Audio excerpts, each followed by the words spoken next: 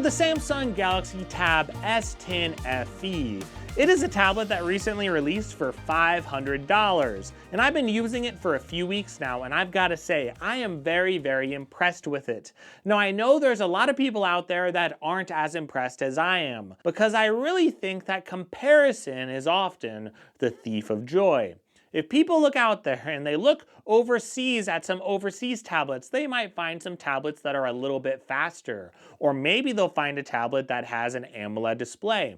Even if you look in the United States, you might find some tablets from Lenovo that are faster for the money, or maybe they're $100 cheaper with a faster processor. And that may be true, but when we look at the Tab S10 FE on its own merit, you'll find out that there's a lot of ways that Samsung makes up for that cost difference. There's a lot of ways that Samsung really makes this device worth buying. So if you're someone out there who really watches this review with really sharp eyes, if you see something that you don't like about the tablet, that means the tablet isn't for you. But that doesn't mean it's not for everyone. There are some people out there that should consider the Tab S10 FE, and some people that might want the Tab S10 FE Plus.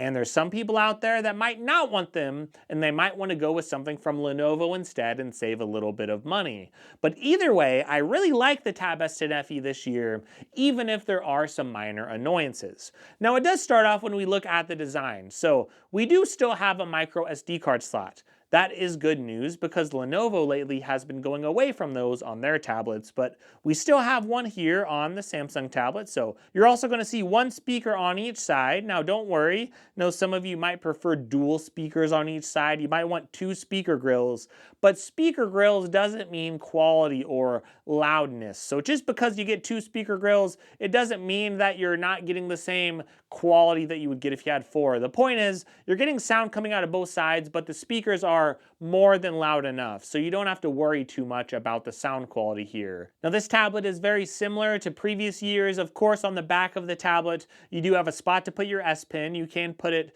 in either direction. It doesn't charge your S Pen though, so the FE devices don't charge your S Pen, but it still works no matter what. And we do have a fingerprint sensor in the power button, and for me, that's a nice thing. I really like it. I think it's a good bonus because I would prefer it. I think it's a lot quicker. It's just a little bit easier for me than actually using the screen. I don't have to worry about turning the screen on to find out where that fingerprint sensor is. It is really cool. Now, apart from that, if you just look at the tablet itself, you're going to find out it's going to have a very similar design to the Tab S9 FE. It's still a 10.9-inch screen, and I know it's not 11 inches, but remember the bezels here are a little larger than they are on the Tab S9, and they should be pretty much the same size as the Tab S9 FE, but that does mean that you could fit the same keyboard cases that you could find for the Tab S9 or the Tab S9 FE, so that's good news if you are out there looking for cases.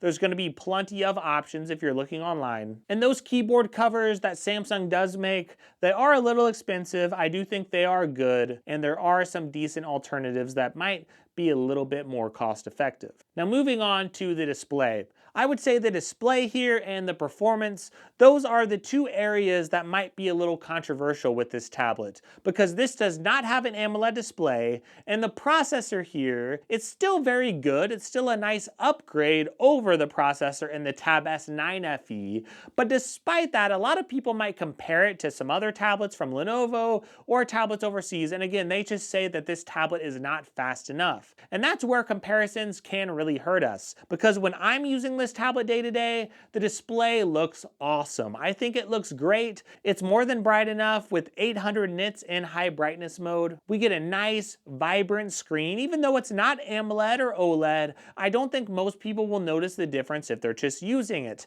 And if you are one of those people that will notice the difference, I'm not knocking you. I'm not saying it's a terrible thing, but not everyone is you. And if you care about an AMOLED display, look, I get it. The Tab S9, you might find it on sale. You might find the Tab S10 Plus on sale somewhere. You might be able to find an AMOLED screen out there, or maybe in a different market. But here in the United States, even if you don't like it, around $500, we just don't have a lot of AMOLED displays. So no AMOLED here. It's a 90 Hz display, but everything feels smooth, and it also just looks really good to my eyes, and I really do like it. I don't really notice a big difference between this and my Tab S10 Plus or other devices devices unless I'm really watching them closely next to each other. That's really the only way I would even notice. But I think a normal person just looking for a really good display, you're gonna find it here. And if you're someone who wants something better, well, I don't blame you. Maybe that's a deal breaker for you, and then just move on from this tablet, but still a good looking display. And Samsung is really good at that. And when we move on to performance, one thing you're gonna see, this does have an Exynos 1580 processor, and it does come with 8 gigabytes of RAM, which is a really good upgrade from the Tab S9 FE. Now the cool thing this year is you're not gonna see a lot of differences between the Tab S10 FE and the Tab S10 FE Plus. The real big difference is going to be the screen size and productivity. There's still a lot you could do on the Tab S10 FE, it's just a little bit smaller and a little more portable. But some people want a larger screen size, and the Tab S10 FE Plus, it's 13 inches, and that's a really large screen size, and that's a lot different than the Tab S9 FE Plus, which was only 12.4 inches. So if you're wanting a monstrous screen to get all this productive work done on, I get it, and if that's you, you might want to go with the larger model and pay more money. But for those of you just wanting a nice upgraded experience, you're going to get a better device here whenever you're comparing it with the Tab S9 FE. And that's a really big deal. Now sure, it does feel nice, it does feel fast, it's really terrific with performance, but some people out there, they're going to have problems with it. And once again, it's going to be because there's a few tablets out there from Xiaomi or some other tablet makers that are just a little bit faster for the money. Even Lenovo.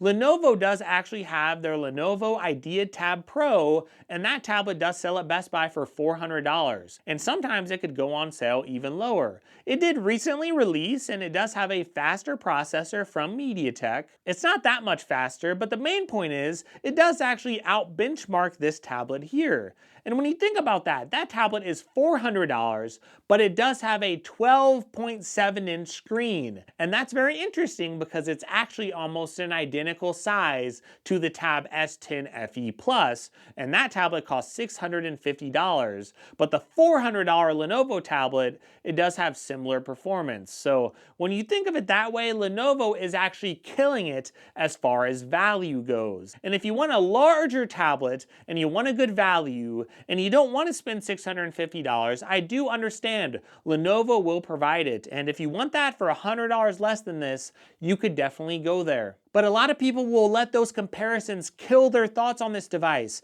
when in reality, this device is more than fast enough for most people. It can do gaming, it can do emulation, it can even emulate PS2 games, and you might not be able to turn up the graphics super high, but at least you still can do it. And whenever you're gaming on Android, you could still have a good gaming experience. Now, it is not the great thing about this tablet, I understand, but for a lot of people out there, they might not mind putting their device on medium graphics with Android games, and if that's you, if you just want to game on occasion, or maybe you're just scrolling around and going from app to app, this device is going to fly through those things. So with all of your devices, you really have to factor all these things in and decide what's right for you.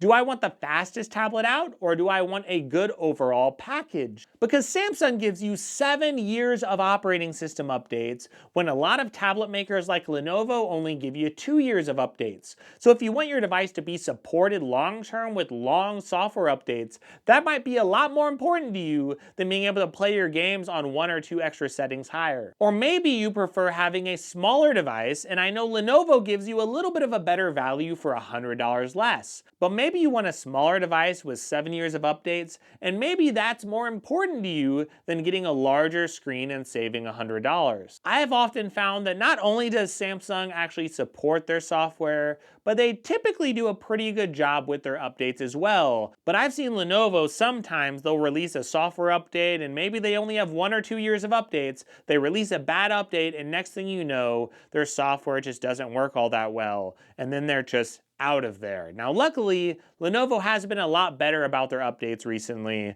They've given more years of operating system updates and they have been stepping up their game with better quality software. But regardless, Samsung does just provide a better all-around experience with the software, and I think that's a huge consideration. Would you rather spend a little more for a lot of support? Would you rather have Samsung DeX, because I think that's a lot better than Lenovo's productivity mode? Or would you rather have a little bit of extra money and a little bit of a faster device, But on the other hand, you're going to miss out on some other things that you would get with Samsung.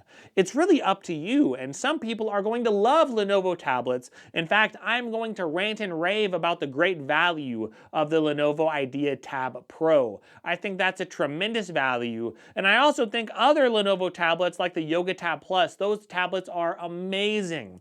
But this tablet, it could get slept on so easily because people are constantly comparing it, and they're just missing who this tablet is for and what it really is. We didn't get a Tab S10 this year. We don't have another 11-inch tablet like we did in previous years. So really you're looking at getting this, or you're looking at getting the Tab S9, which has less support, and if you buy it on the used market, you're going to get an older used battery with no warranty. But a lot of people out there, they want a device that's going to have long support. You might want an S Pen in the box, and the S Pen is really good. The experience is great. It's got a good display here with good performance. This tablet is a really good tablet when you just look at what it is. It has an 8,000 milliamp battery. It has 45-watt charging speeds, and again, that IP68 water resistance. There's a lot that I love about it, but I do get it. You might be able to find a little bit of faster charging speed somewhere. And there are some features that are missing that we should be critical about. I really do wish Samsung would provide external monitor support.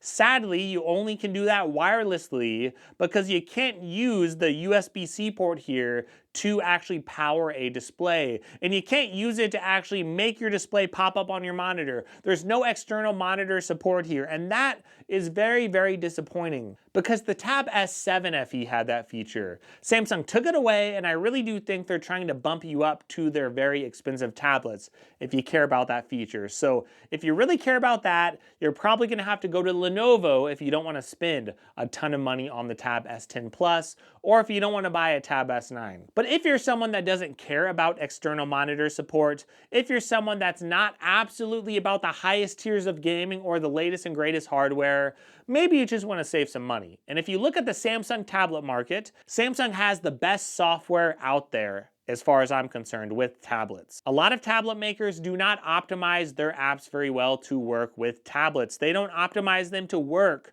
in the actual landscape orientation. Samsung does a good job of at least giving you options in the settings to fix those things. Samsung has Samsung DeX, which is great for the software. Also, we get the new One UI here, and we don't get a ton of AI features. We don't get the really nice AI features from Samsung Notes, but at least we do get circle to search and some of the basic stuff. But if you're someone wanting a good Samsung tablet, but you don't want to spend $1,000 and you don't want to get a cheap tablet for $100 or $200, you want to get something nice for $400 or $500, and you really want to enjoy it. If you're using a flagship phone and you just don't want it to feel super slow, a lot of tablets out there for $200, they are going to feel slow to flagship phone users. But for a tablet like this, it does feel nice to me. It feels fairly speedy. The performance does feel very good. And the screen, it does look great. Again, it's not AMOLED, but it's still really, really nice despite that. So can I recommend the Tab S10 FE? I would say absolutely.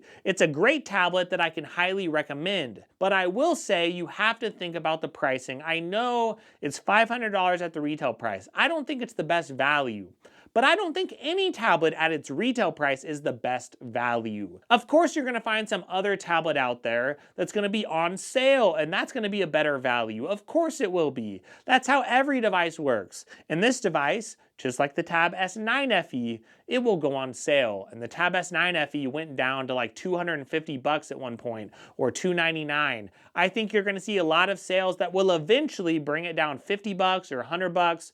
And if you go maybe 6 months or a year from now, you might even see this $200 off. And that is going to be one heck of a bargain. But even at its retail price, this is for a very specific audience. It's for people who love Samsung tablets, they love Samsung app optimization, they love tablets that just have good support overall, something that's going to be nice and reliable with a good screen and decent performance, but they just don't want the high-end tablets. That's who this is for.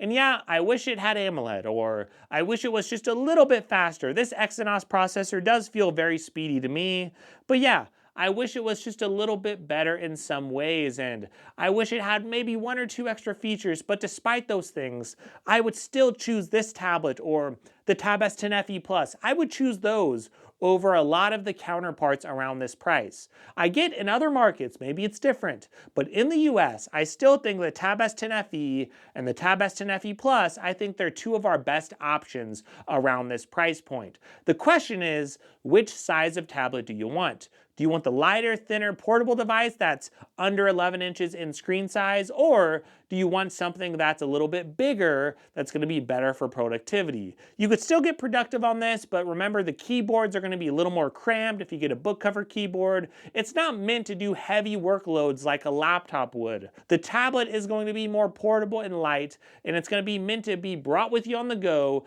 to do some productive work, but also just a lot of relaxing stuff. And if that's you, if that's what you're looking for, I think this tablet is great for you. And if you really like it, don't freak out with all the comparisons. Just think about this tablet here and if it's worth it. And I would say it honestly is for the right audience. So hopefully this review has helped you out. If it has, give me a like because I cover a lot of Android tablets on my channel. So you could always subscribe as well. And that legitimately is a great way to help a smaller channel like mine. I'm around 40,000 subs and growing, but it would mean a lot to get your support. Another way you could support me is to actually check out other links in the description, because if you check out those links, you might find a good deal, and that's a great way to support a smaller creator like me. And finally, you could check out some other videos if you get a little bit of time. That is another great way to support me. So thank you so much. I hope you have a great day, and no matter what you're going through, I really hope you enjoy your week.